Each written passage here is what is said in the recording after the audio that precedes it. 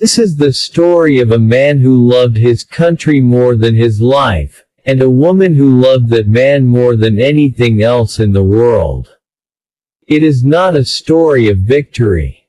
It is a story of loss, courage, and a sacrifice that changed many lives but destroyed one heart forever. The man's name was Ethan Walker. Ethan was born in a small American town where life moved slowly and dreams were simple.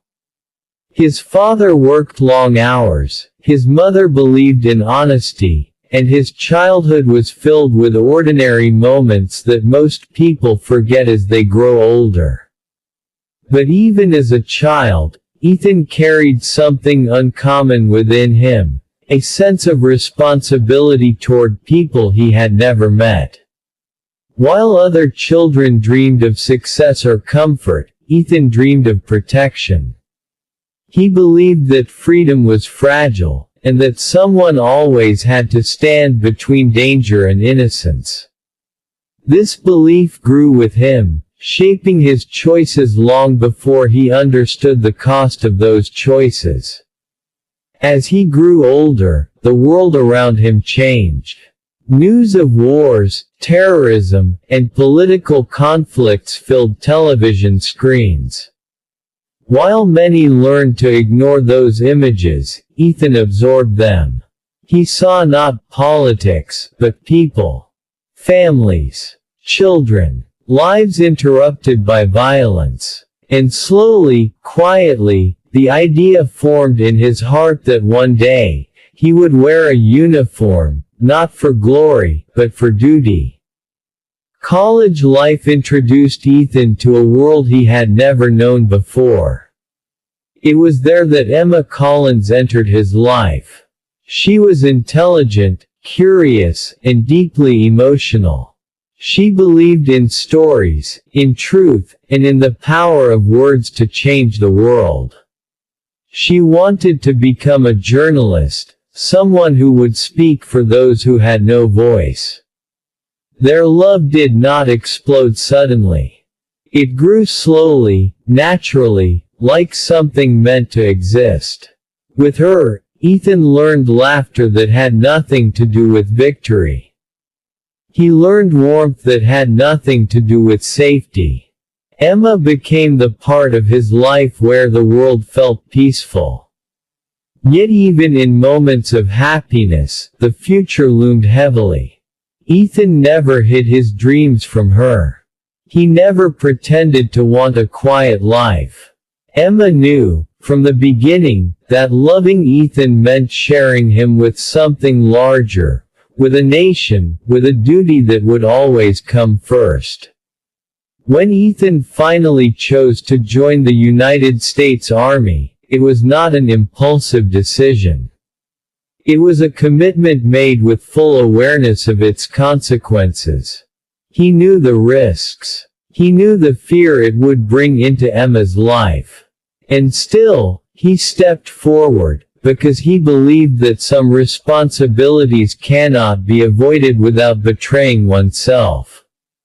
Training changed him. It hardened his body, sharpened his instincts, and taught him how to survive in places where humanity often disappeared. But it did not change his heart. In every moment of exhaustion, pain, and fear, Emma remained his anchor. Letters, memories, and hope carried him through days that felt endless. When Ethan was deployed for the first time, the reality of war revealed itself completely. It was not heroic or glorious. It was chaotic, terrifying, and deeply personal. He saw suffering that no training could fully prepare him for. He learned how quickly life could vanish, and how fragile the human body truly was. Despite the danger, Ethan distinguished himself through courage and leadership. He never saw himself as a hero. To him, protecting others was simply part of the responsibility he had chosen. He repeatedly placed himself in danger to ensure that civilians and fellow soldiers survived. Each mission left scars, some visible, many invisible. Back home, Emma lived a different kind of battlefield. Every phone call carried fear. Every news update felt like a threat. She learned how silence could be louder than explosions, and how waiting could become its own form of suffering. Yet she never stopped believing that Ethan would return. When Ethan finally came home after his first deployment, he was different. Stronger, quieter, more aware of how precious time truly was. Their reunion was filled with unspoken emotions, relief, love, and the painful knowledge that this peace might not last. It was during this brief period of calm that Ethan decided to take the next step. He wanted to build something permanent with Emma, something that war could not erase. Their engagement was not loud or extravagant. It was sincere, filled with hope and a belief that the future might still allow happiness. But war does not respect plans. A new mission emerged, more dangerous than any before. Intelligence reports warned of an imminent threat, one that could cost countless innocent lives if not stopped. Ethan was chosen to lead the operation, not because he was fearless, but because he was reliable. Because when things went wrong, he did not retreat. Leaving again was harder this time. Love made fear sharper. Promises felt heavier. Yet Ethan went, knowing that refusing would mean living with regret greater than death itself. The mission took place in hostile territory, under conditions that changed by the hour. What was supposed to be a controlled operation quickly collapsed into chaos. Enemy forces were stronger than expected. Communication was unstable. Extraction plans failed. As the situation deteriorated, Ethan was faced with a choice: retreat and save himself, or stay behind and ensure that critical intelligence reached safety. That intelligence could prevent future attacks. It could save thousands of lives. Ethan did not hesitate. He stayed. Under relentless fire, with injuries that should have forced him to collapse, he held his position. He bought time with his own life, knowing exactly what it would cost him. In those final moments, thoughts of fear disappeared. Only purpose remained. Ethan Walker died alone on foreign soil, far from the woman he loved, but firmly believing that his sacrifice mattered. The news reached America quietly. No dramatic announcement. Just a folded flag, a formal letter, and a silence that shattered Emma's world completely.